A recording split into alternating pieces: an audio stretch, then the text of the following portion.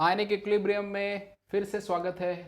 Weak acids में ऐसा मान लो कि आयनिक पढ़ते पढ़ते आज हम ऐसे मुकाम पर पहुंच गए हैं जहां पे आयनिक पूरी तरह से मैच्योर हो गया है, क्योंकि इक्विलिब्रियम की बात तो अभी होगी। जब भी एसिड वीक होगा आप ये समझिए केमिकल इक्विलिब्रियम आयनिक इक्विलिब्रियम के अंदर शामिल हो गया है। क्या होता है वीक एसिड? ओके, समझाता हूं। मान लो ये एसिड है, इसका प्रोटॉन टूट गया तो ये बना एनायन और ये बना कैटायन H+। तो अगर एसिड स्ट्रांग है तो ये इसको वापस बॉन्ड नहीं बनाएगा, यानी पूरा एसिड टूटकर आगे चला जाएगा।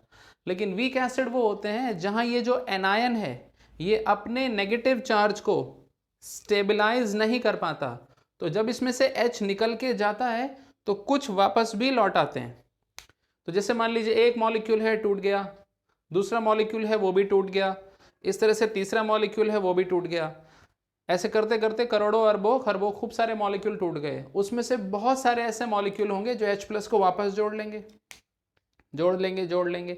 यानी कुछ मॉलिक्यूल टूटने में काम कर रहे हैं और कुछ मॉलिक्यूल वापस जुड़ने में काम कर रहे हैं। और अब हो जाएगा भरतनाट्यम, नहीं केमिकल इक्विलिब्रियम। यानी टूटने वाले मॉलिक्यूल्स की जो स्पीड है वो जुड़ने वाले मॉलिक्यूल्स की स्पीड की बराबरी कर लेगी और तब सब कुछ थम जाएगा, हर कंसंट्रेशन वैल्यू फिक्स हो जाएगी और उसे हम कहेंगे इक्विलिब्रियम आ गया। यानी सीधी सी बात, अगर कोई पूछे सिंपल 20 शब्दों में समझाओ कि क्या होता है वीक एसिड, तो आप लिख सकते हैं these are the acids which establish equilibrium which do not dissociate completely in their solutions। अब पूरी तरह से नहीं टूटते तो इसको एक्सप्रेस करने के लिए हमने या तो x वेरिएबल बनाया होगा या अल्फा। अल्फा होता है डिग्री ऑफ डिसोसिएशन, यानी जितना अमाउंट एसिड का टूट गया डिवाइडेड बाय कितना अमाउंट पहले था, राइट। और यही कहानी वीक बेस के साथ होगी, तो बेस भी अपने आयंस में टूटेगा, पूरा नहीं टूटेगा, इक्विलिब्रियम लाएगा। कुछ एग्जाम्पल सुन लो। एसिडिक एसिड वीक एसिड होता है, benzoic acid, carbonic acid, boric acid. Organic में बहुत सारे एसिड्स होंगे, लगभग सारे ही वीक होंगे। और इस तरह से वीक बेस सुन लो, ammonia 1 degree 2 degree 3 degree amines, इस तरह के एनिलीन, इस तरह के बेसिस वीक होंगे। लेकिन सब में कॉमन बात ये होगी, वीक एसिड का इक्विलिब्रियम कांस्टेंट होगा जिसे हम Ka कहेंगे, वीक बेसिस के लिए हम Kb यूज कर लेंगे। अच्छा एक बात और सुनो, इक्विलिब्रियम कांस्टेंट क्या होता है? प्रोडक्ट्स के कंसंट्रेशन को न्यूमरेटर में रखते हैं और रिएक्टेंट जो बच जाता है उसको डिनोमिनेटर में रखते हैं, उससे बनता है इक्विलिब्रियम कांस्टेंट। तो आपको इस पूरे टॉपिक में अल्फा, एक्स, Ka, Kb और फिर फाइनली आपको pH के थ्रू क्वेश्चन सॉल्व करने होंगे। तो आइए छोटा सा एग्जाम्पल लेते हैं। मान लीजिए 80 पानी दे विच थोड़ा सा सिरका मिला दिया, विनेगर, और सॉल्यूशन बना लिया 0.1 मोलर। ये 0.1 भी बड़ा बढ़िया है, इसे डेसीमोलर भी कहते हो, डेसीमोलर,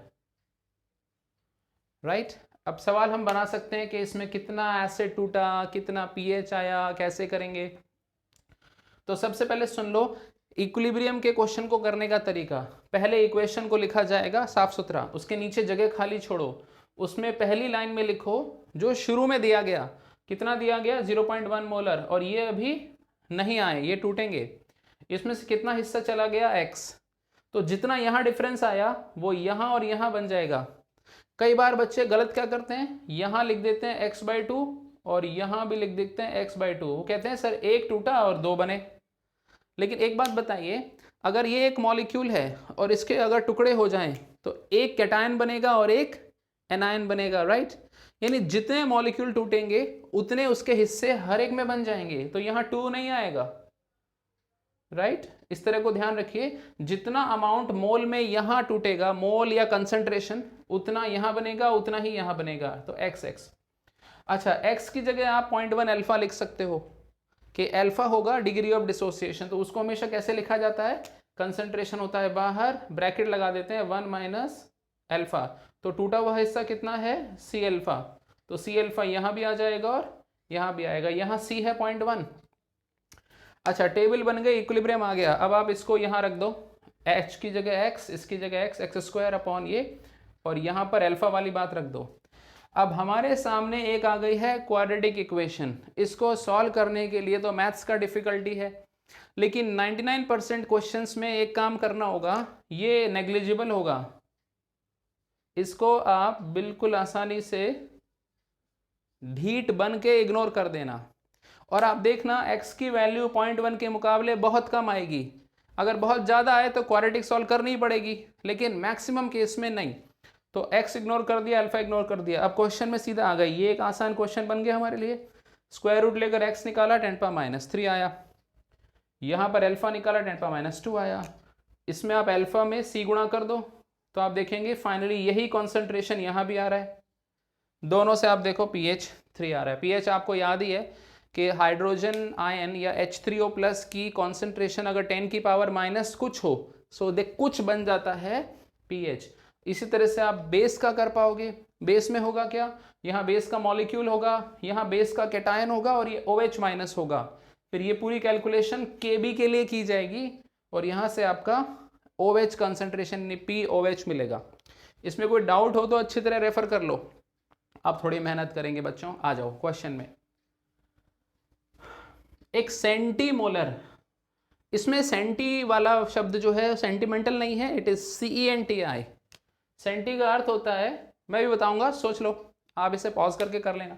एक सेंटीमोलर सॉल्यूशन है कमजोर एसिड का, और कहा है वो 20% टूट गया, यानी उसमें से 20 हिस्सा आयंस में चला गया, 80 बच गया।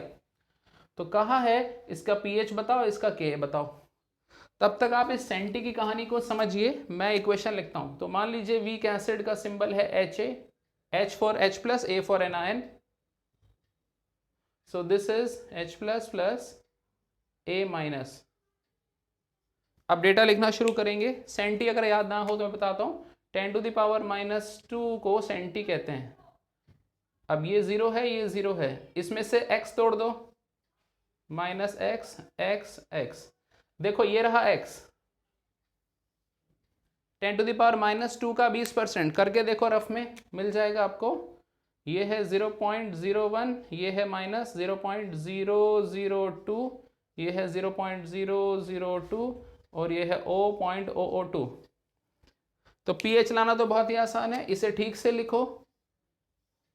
ये आ गया H+ 2 10⁻⁻3, तो pH आ जाएगा, करके देखना इसको।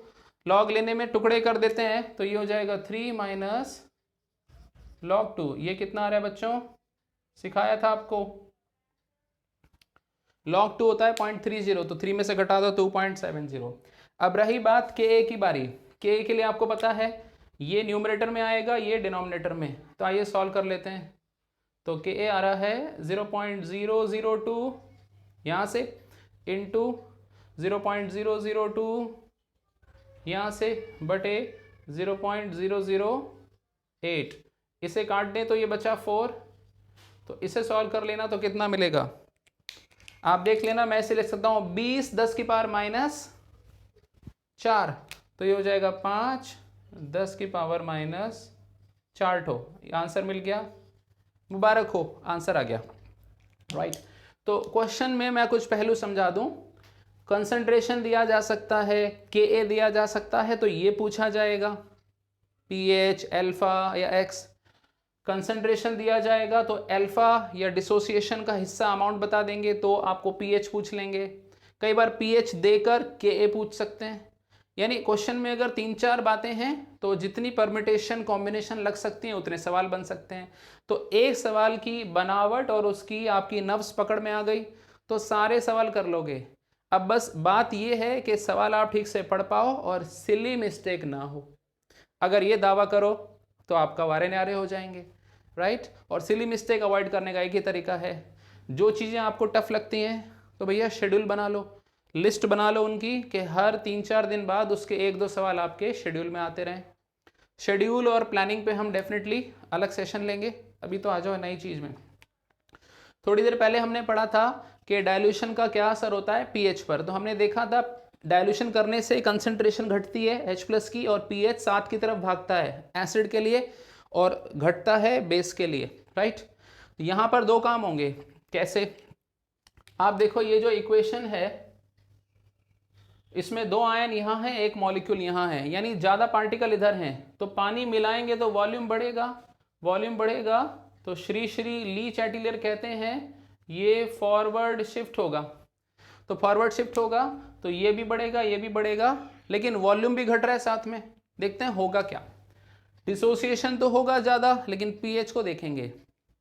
इसको हम साइंस की किताबों में पढ़ते हैं ऑस्टवर्ल्ड के डाइल्यूशन लॉ के हिसाब से। तो अब मैं पहले फॉर्मूला बना दूं। तो मान लो ये कमज़ोर एसिड है, दुर्बल HA, ये आयंस हैं। C इज़ द कंसंट्रेशन, चाहे 0.1 हो, चाहे सेंटी हो, चाहे मिली हो, चाहे कुछ हो। C में से C अल्फा घटा देते हैं, बताया था, यहाँ C अल्फा। अब आप इसका इक्वेशन बना लो। ये चीज़ आप भली भांति जानते हो, ये एक कांस्टेंट है जो टेम्परेचर से ही बदल सकता है। तो ये अगर कांस्टेंट है तो C को घटाओगे यानी डाइल्यूट करोगे तो अल्फा बढ़ेगा। इसको ग्राफ में देख लो, इधर अल्फा की वैल्यू ये याद रखो 0 से बड़ी होती है और 1 तक जा सकती है, यानी अल्फा का दायरा इतना सा, अल्फा इसमें नाचेगा, कंसंट्रेशन पूरा चलेगा। तो अगर कंसंट्रेशन 0 हो जाए तो अल्फा 1 हो जाएगा, यानी इन्फिनिट डाइल्यूट, और कंसंट्रेशन इन्फिनिटी हो जाए तो अल्फा 0 हो जाएगा, यानी हाईली कंसंट्रेटेड।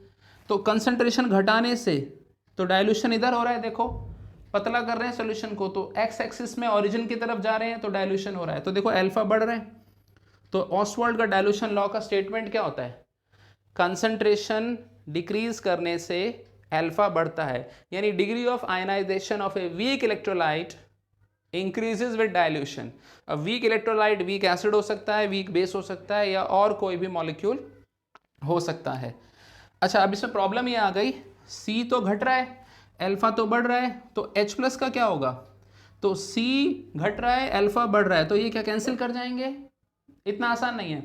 देखो अल्फा का स्क्वायर है, ठीक है, और C की पावर 1 है, यानी अल्फा जितनी तेजी से बढ़ेगा उससे दुगनी तेजी से C घटेगा। दुगनी स्क्वायर है ना, वो स्क्वायर की वजह से, यानी C में ज़्यादा गिरावट आएगी।